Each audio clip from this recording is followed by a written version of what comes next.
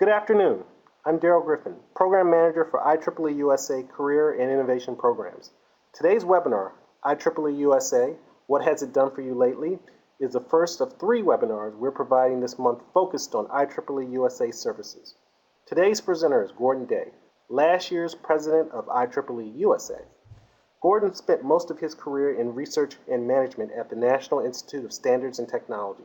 After retiring from NIST, he came to Washington, first as an IEEE USA Congressional Fellow, serving as Science Advisor to Senator J. Rockefeller, and later working in government relations for a trade association. He has been an active IEEE USA volunteer for decades, including serving as president of IEEE Photonics Society and many committees and boards. Before we get started, just one housekeeping note. Gordon will be answering questions at the end of this presentation, but you can type your questions into the chat box at any time. Gordon, take it away. Okay, well, thank you, Daryl, and good morning or good afternoon or good evening, depending on where you may be. I'm speaking to you right now from Boulder, Colorado, where it's just past noon my time. And over the next half hour or so, what I'd like to do is share with you some of the many things that IEEE USA does for US members. It's a story that I didn't fully appreciate and recognize until I became more involved with the organization a few years ago. And I suspect that at least some of the story will be news to you as well. I'd like to start with a brief overview of the organization. Our mission statement is written into the IEEE Bylaws. It says that we will recommend policies and implement programs specifically intended to serve and benefit the members, engineering professionals, and general public in the United States. And it goes on to say that we are also the IEEE unit that's responsible for representing the interests of IEEE before U.S. government bodies. Our mission statement reflects that same statement, but adds a couple of, I think, important ideas. That we promote lifelong career vitality for our members, and through them a high quality of life through the advancement of technology. And in fact, that vision statement is very closely related to the new tagline or motto that IEEE is going to be rolling out next week, Advancing Technology for Humanity. This gives you just a very brief snapshot of our history. We were formed in the early 1970s at the request of U.S. members, particularly those in the aerospace industry, who were suffering a downturn at that time, and they were very concerned about their career and policy interests. One of the areas that was of particular concern to them at the time was the portability of pensions. And so some of our early work focused on what ultimately led to the establishment of the Individual Retirement Account, or the IRA. We evolved from that point over the years from a committee to a board, a major operating unit of the IEEE, and ultimately in 1998 to become IEEE United States of America, or IEEE USA, and with a president that's elected at large by Our history is online in more detail, and you can find out more about us at the website there. A few things about our operations. We are governed by a board of directors and led by a president. In 2010, our president is Evelyn Hirt.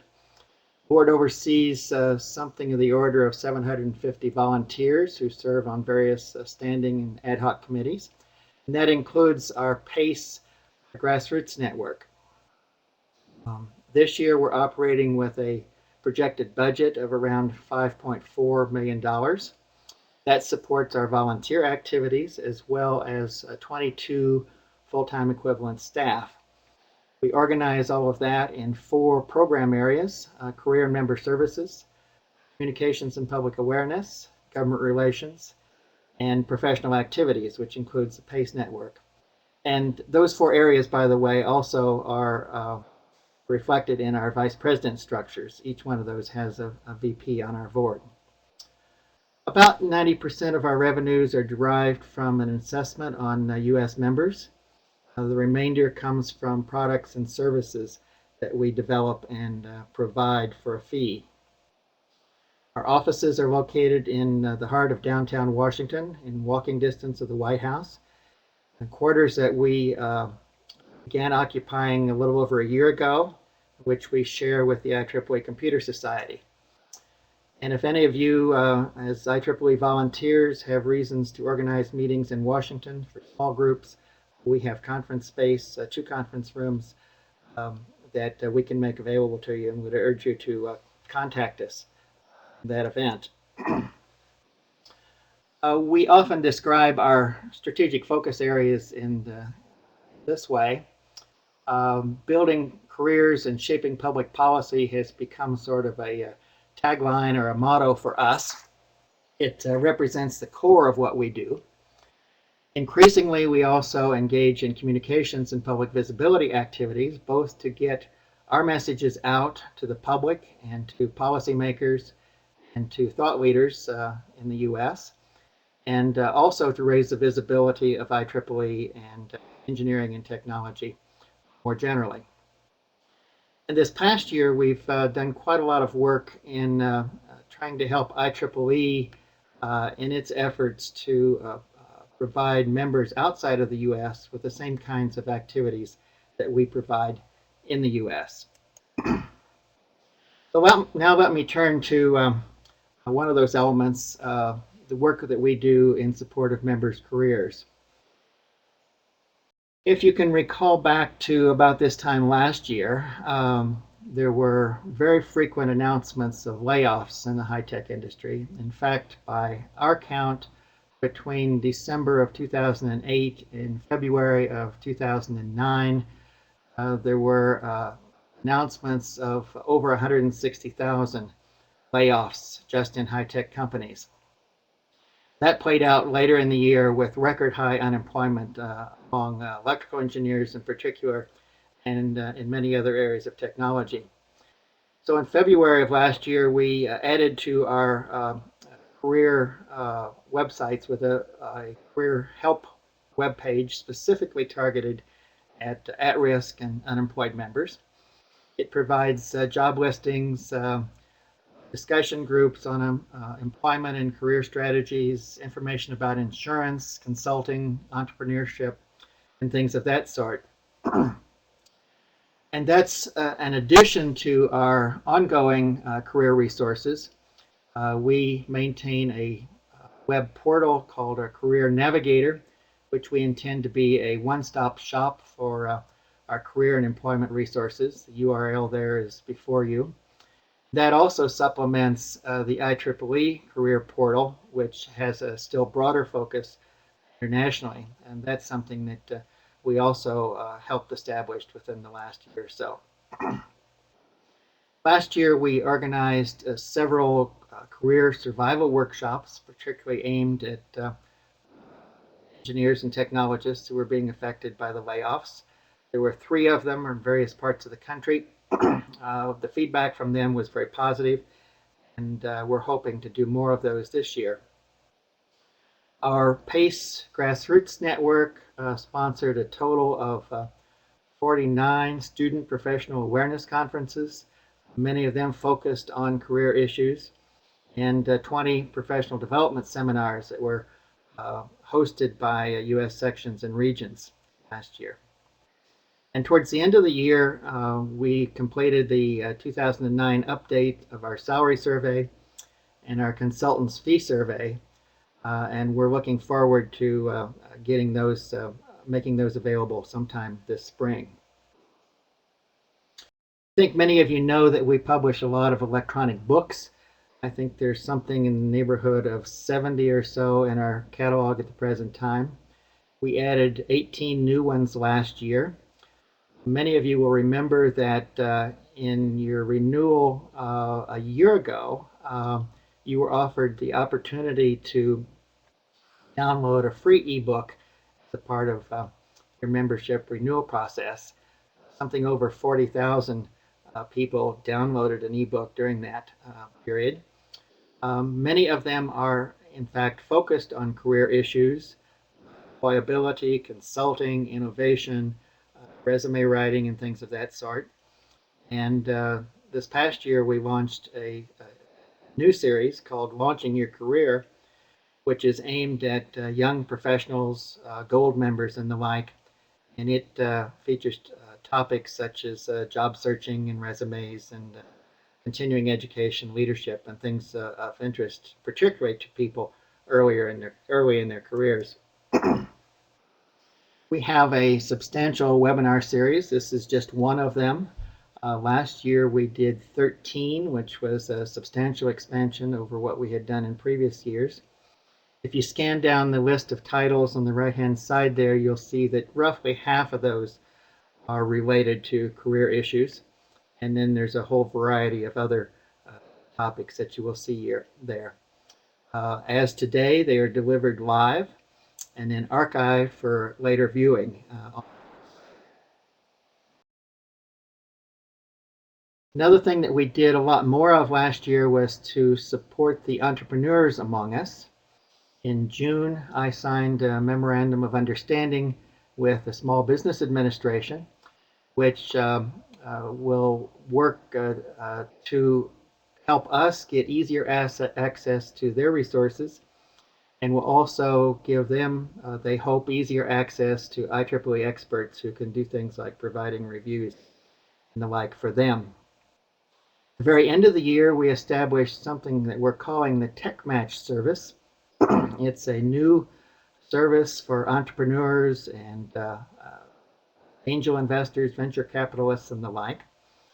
And it will allow entrepreneurs to get peer review assessments of their business plans and potentially connect them with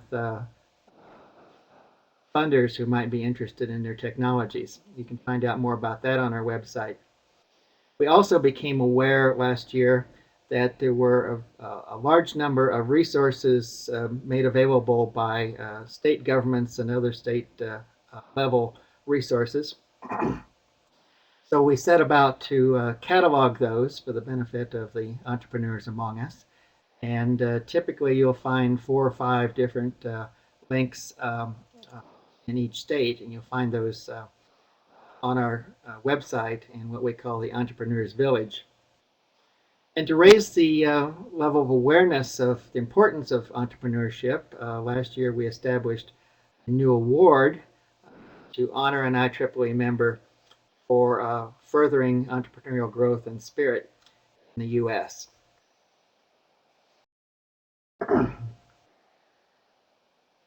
We've also expanded our support for consultants over the last year or two. One thing that we do is to provide a database where consultants can list their qualifications and interests and credentials. We charge them $79 to do that, and then they're entered into a database which is searchable by the public or anyone who wants to find assistance from a consultant. At the present time, we have about 350 consultants enrolled in that service. We also provide what we call the Alliance of IEEE Consultants Networks, or AICN. It's a coordinating group that works with local consultants networks scattered around the country and now somewhat abroad. There are 50 of them that we work with. These local groups meet regularly, exchange leads and ideas and information that's of particular interest to consultants. That's grown significantly in the last year or so. And the coordination committee has also reinstated quarterly e-newsletter, which goes out to those consultants networks and provides them information and things that can be helpful in pursuing consulting as a career option. Licensure and registration is of interest to many of our members, and we've done something new in the past year. We've been working with the National Council of Examiners on Engineering and Surveying, NCEES, and the IEEE Computer Society to work on a model examination that would support licensure of software engineers.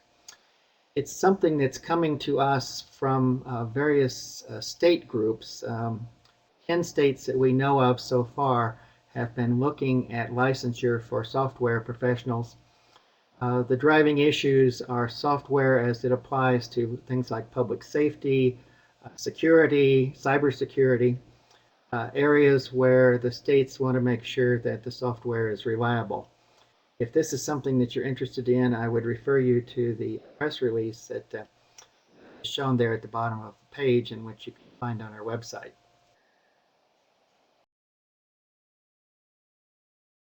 The administration, the Obama administration, has been focusing a lot on science and math education, or what we commonly call STEM education: science, technology, engineering, and mathematics. They've been working with quite a large number of science and engineering professional societies over the last year. We were pretty heavily engaged in that, and the initiatives were ultimately announced in November at a White House ceremony that I had the opportunity to participate in. The overall umbrella for their initiative is being called Educate to Innovate, and it will incorporate a number of activities, ongoing activities, existing activities such as National Engineers Week and the similar weeks that are put on by many other professional societies and groups. And then we'll add to that something new called National Lab Day, which is really more of a year-long activity than a single day. The idea there is to connect professionals in science and technology with K-12 educators, particularly from the middle school up through high school range, and facilitate volunteer activities by the professionals. It might be help with curricula, it might be assistance in upgrading laboratories, or simply being an advisor to the schools. And a third activity there is something called the U.S. Science and Engineering Festival, which is going to be a big event on the National Mall in Washington next fall, with booths by many science organizations and education groups. You can find out a lot more about that if you look on the website at the bottom of the page. So that's a lot of what we do in trying to support the careers of our members. I'd like to turn now to what we do in the area of public policy. There are a number of areas that we are particularly interested in. This is the list that we were following closely in 2009. There are issues that will be familiar to many of you, things like innovation and competitiveness, energy, broadband, patent reform, immigration, and so forth.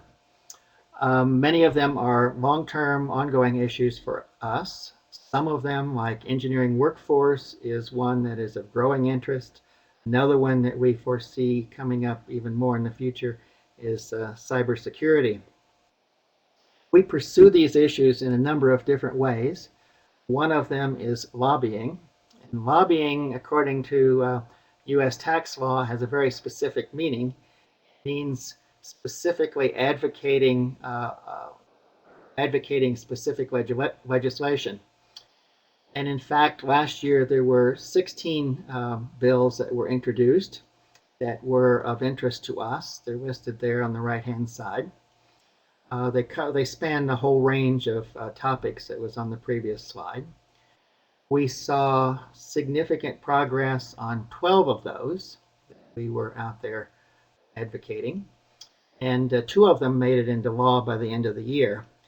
One was the bill last February that is commonly known as the stimulus bill, which contained a lot of funding for science and technology activities, including basic research, including energy research, including things related to education, and in particular science and math education. So we were very pleased about the funding that came out of that.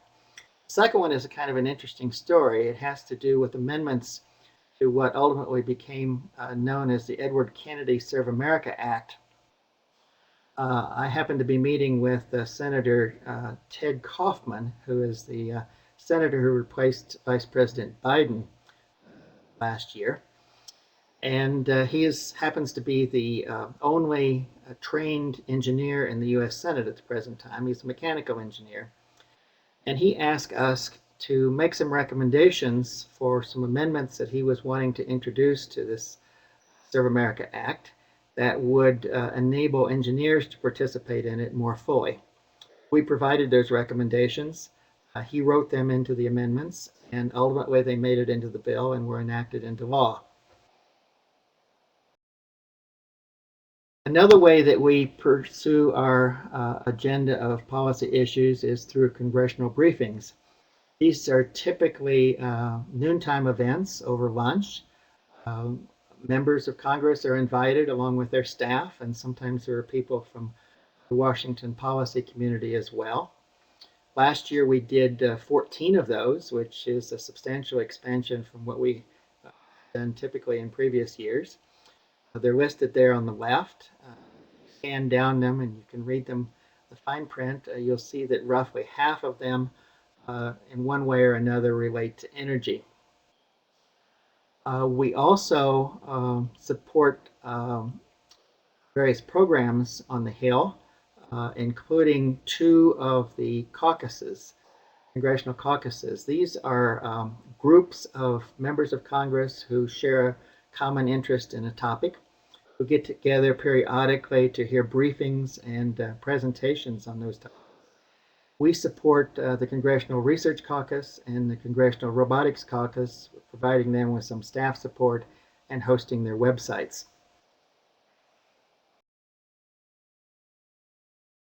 And a lot of what we do in advocacy is at the grassroots level.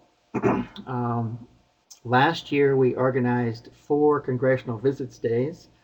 One related to careers. One was a very large multi-society one called the SET Congressional Visits Day. SET stands for Science, Engineering, and Technology. We actually are the group that coordinates that entire activity. It involves several hundred members of the various societies who arrive in Washington to meet with congressional offices. We did one for a group of photonics specialists who were meeting in Baltimore for a conference. They meet there every other year, and on those years they bring a bus down to Washington, go visit their members of Congress. And last year we established a new one on energy. Those are one of the really interesting things that we do, and the members who participate in those visits usually come away feeling very good about the opportunity to express their opinion to their elected officials. Altogether, out of that and other independent activities, by last count, we had coordinated 277 member visits with congressional or executive branch officials last year. We also provided, or our staff did, training or briefings to 25 local sections on how to be a grassroots advocate, how to contact your elected officials with your opinions on various policy issues. Those are very popular presentations out amongst the sections. We maintain what we call a CARE network, a congressional advocacy recruitment effort. That's a resource for volunteers who are interested in public policy, and they get periodic emails on issues of the moment. We're up to close to 20,000 members who are getting those emails at this point. We did something new and kind of interesting last year. We partnered with a group called the Scientists and Engineers for America. It was established back during the presidential campaign of 2008. We worked with them to put on a campaign school, which is designed as a group of a series of educational workshops for engineers and other scientists that may be interested in running for public office. And feedback from that was very positive. A lot of our advocacy this past year related to energy and specifically to smart grid. One thing that happened early in the year, we were meeting with Senator Jeff Bingaman, and he asked us to develop some recommendations on how the Department of Energy should spend some of its money on developing a stronger energy workforce. He wanted those very quickly. We worked with the IEEE Power and Energy Society to put those recommendations together, got them to him and to the Department of Energy. And a couple months later, when their requests for proposals came out, they looked like they were very consistent with the recommendations that we had made. We provided testimony on smart grid, working with the IEEE Standards Association and the Power and Energy Society, also on workforce issues in the energy sector. That was presented to a House committee in July. We provided 2 congressional briefings on smart grid standards, one working with the Standards Association, which was a very narrowly targeted briefing for just a handful of the most key staffers in energy in the Senate and the House. And then a much broader one with the American Society of Mechanical Engineers, which drew well over 100 participants, and I think was quite successful. We worked on a smart grid video along with several other IEEE groups, Smart Grid for Intelligent Energy Use, and you can find that on YouTube and on IEEE TV. And we're also working with the new IEEE Smart Grid Initiative, which is an effort to coordinate all of the activities across IEEE that are related to smart grid and provide them with some additional resources. We've been working with them on government relations and public relations. It's an effort to try to really strengthen IEEE's position in this area.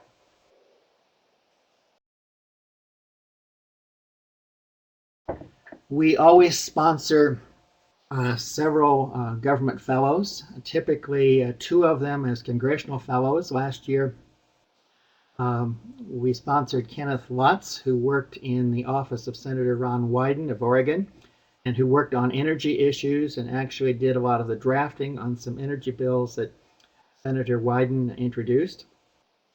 And we had Thomas Lee working in the office of Congressman Jay Inslee of Washington State. He also worked on energy issues and had a very interesting opportunity at the end of the year. Congressman Inslee was a member of the U.S. delegation to the Copenhagen Summit on Climate Change. He was able to take Thomas along with him to assist him, and Thomas blogged that experience for our electronic magazine, Today's Engineer. I would encourage you to take a look at that. He couldn't talk about a lot of the details of the negotiations, but he provided us with a really interesting insight as to what was going on and a lot of color commentary. We also sponsored Thomas Tierney, who worked in the State Department in the Office of the Coordinator for Counterterrorism, and I think that was a very successful fellowship as well. Another program that I particularly like is what we call the WISE program, Washington Interns for Students of Engineering. These are typically juniors and seniors in college who come to Washington for a summer. They work with students sponsored by other professional societies. Typically there are somewhere between 10 and 20 of them. And they work on policy issues under the guidance of a mentor. They develop their ideas, they produce a paper, advocate that paper to each other and to other groups, and get many opportunities to meet with staff and members on the Hill. The picture in the lower right is 3 that we sponsored this past summer meeting with Senator Kaufman. Several other things that we do in the government relations area. We sponsor sometimes conferences of our own, such as the STEM Measures Workshop listed there first, which was designed to look at metrics for monitoring the state of science and technology in the U.S. At the bottom are listed several other conferences that had policy content that we also co-sponsored. The item there in the middle is somewhat unusual. Most of our advocacy is aimed either at Congress or at the administration. But occasionally we will take a position with the judiciary system. And last year was one of those years. There was a case before the Supreme Court having to do with the patentability of processes, known as the Bilski case. It got a lot of attention among high-tech companies in the U.S. We thought that it had some significant potential impact on the patentability of software, and therefore working with one of our members who also serves on our intellectual property committee and the committee itself, we submitted an amicus curiae brief to the Supreme Court. It turned out that brief was very similar to one submitted by the U.S. government. The case was argued before the court in early November, and now we're waiting to see what might happen in that case. Historically, we've done this several times, and in some of those cases, we've been able to show that our arguments had some impact on the court's decision.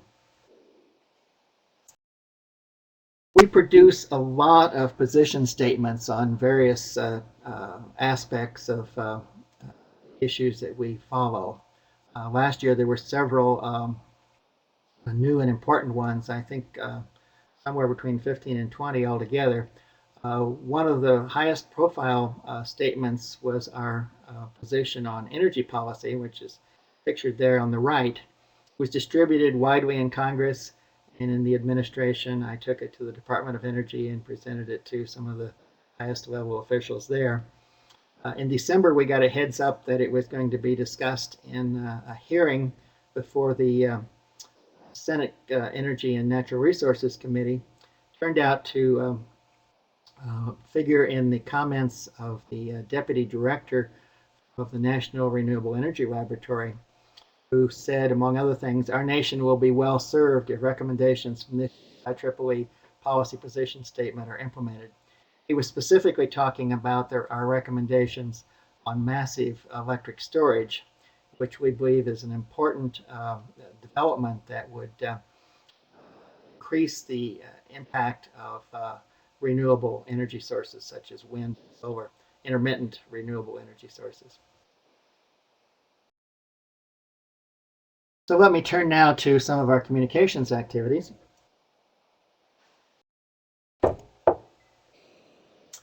Our flagship publication is Today's Engineer. It's an electronic journal that has been growing and expanding and improving substantially over the years.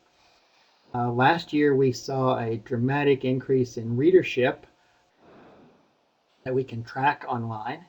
It was up 77% in 1 year, and it's quadrupled in just a few years.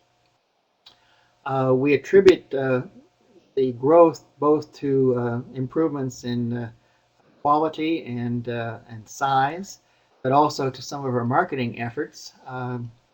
Those of you in the U.S. should be receiving these monthly emails, which have been updated and improved to basically provide a table of contents to what's in that month's issue of Today's Engineer. We know that by improving the quality of those emails, we have expanded their readership substantially, and we think that's a large part of what's driven the increased traffic to Today's Engineer.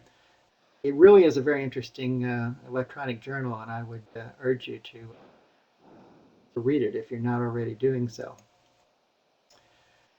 We've been working hard in the social media area this year. We recognize that that's going to be a very important thing for our members, or already is, and a very important communications tool for us.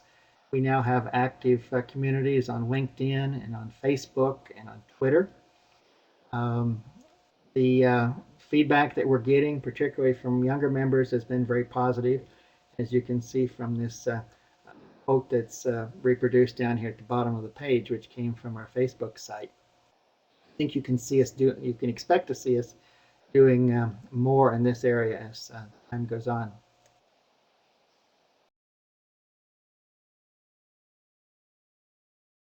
Last year we did the groundwork for a new publication that we're calling IEEE USA in Action.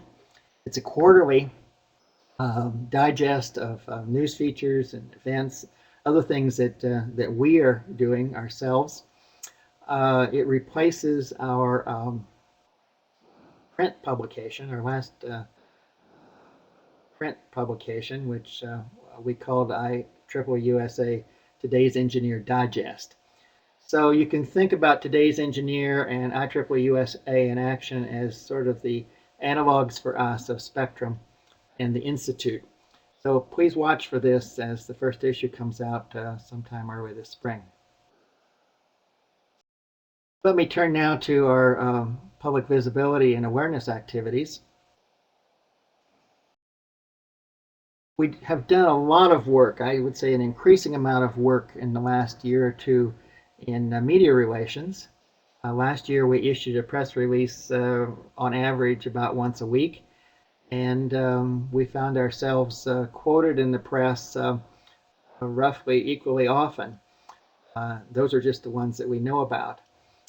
Some of the media activity that we saw and mentions in the press were in very prominent publications, including those that are listed here. Often these result from seeing a press release or at least some awareness of our activities and a call from a reporter wanting an interview. So most of those include some quotes from me or from some other IEEE person.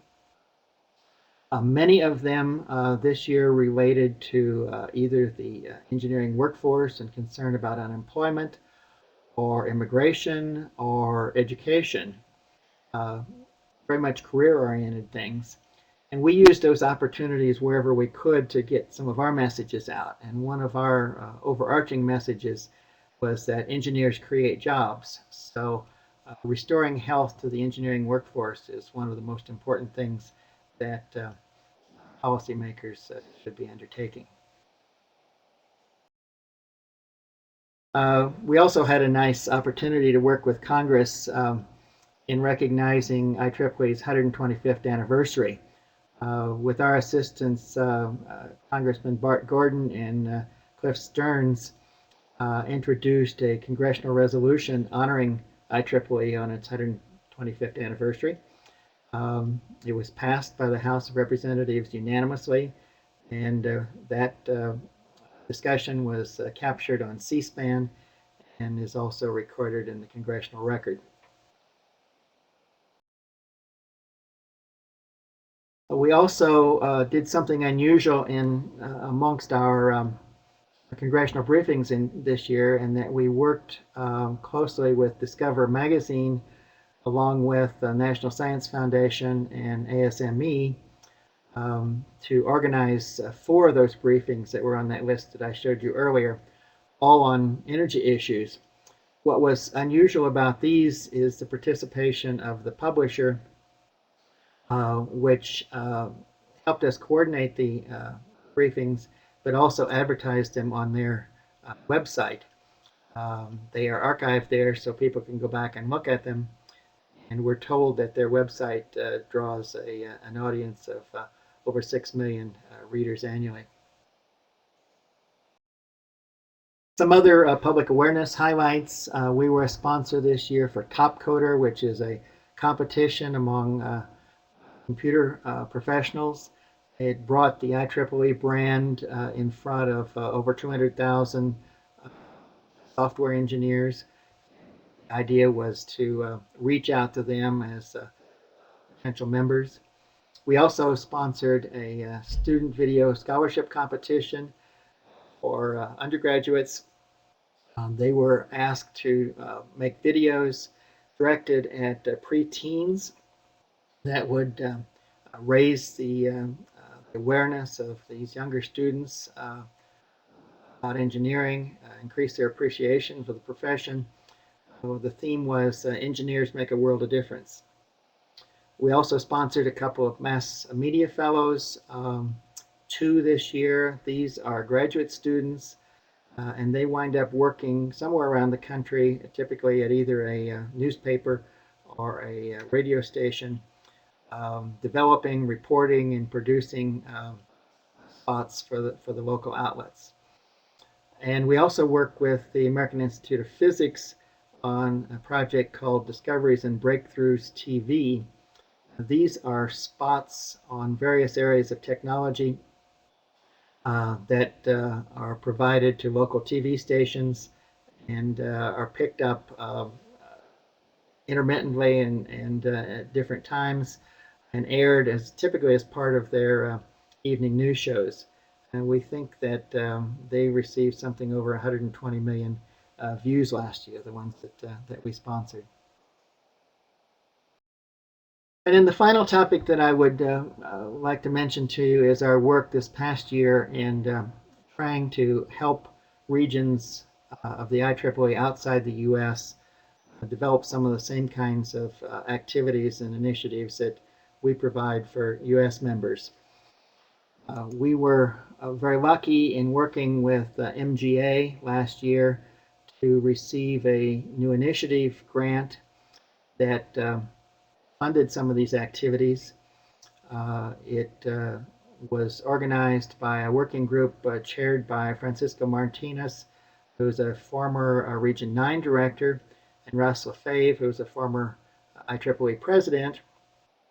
And they took a good hard look at what we mean by professional activities, what the interest in professional activities is around the world, specifically outside of the U.S., validated some of the views that they uncovered, and tested them by making a few experimental products available, and then made some recommendations for how IEEE could move forward.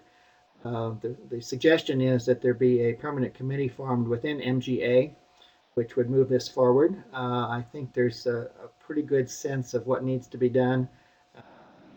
Major stumbling block at the moment is how all this would be funded.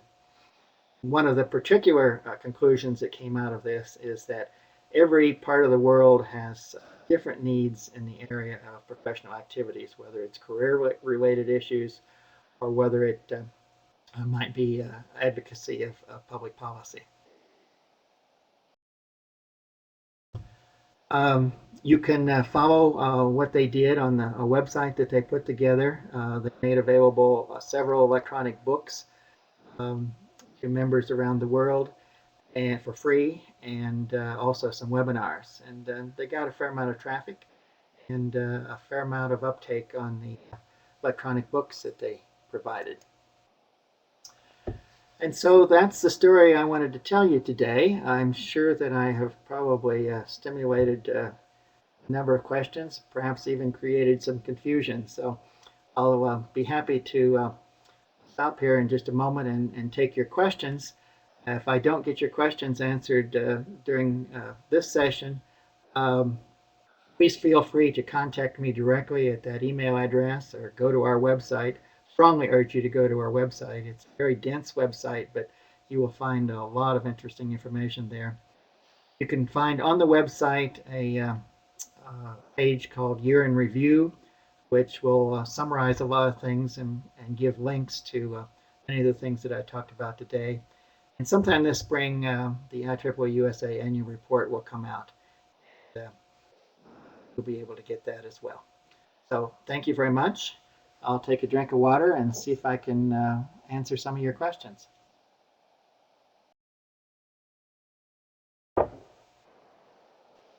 Thank you, Gordon. Thank you, Gordon. I saw one or two questions in the chat box if you scroll back up. I'm looking at them now. Thank you.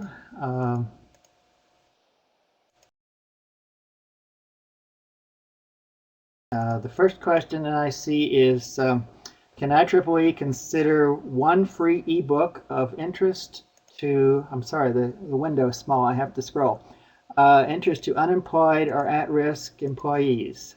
I think we could certainly consider that, and I will bring that suggestion to the attention of the people involved. A comment on that is, how would we know who they are? That's probably a very good question. We probably have to trust their assertion that they are unemployed. Actually, we have an unemployed category for IEEE membership.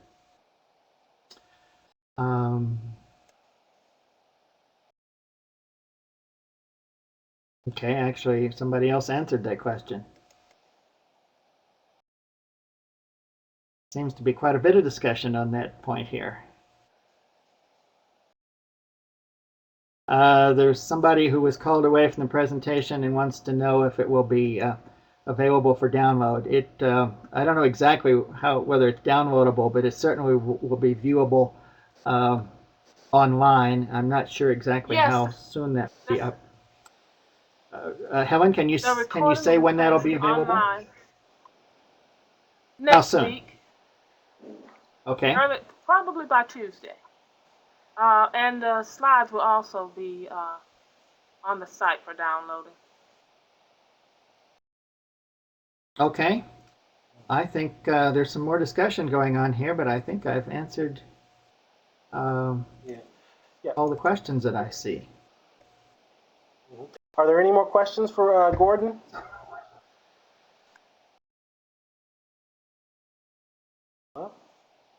Well, Gordon, we want to thank you so much for providing this webinar for us. And like Helen said, the webinar should be up sometime early next week.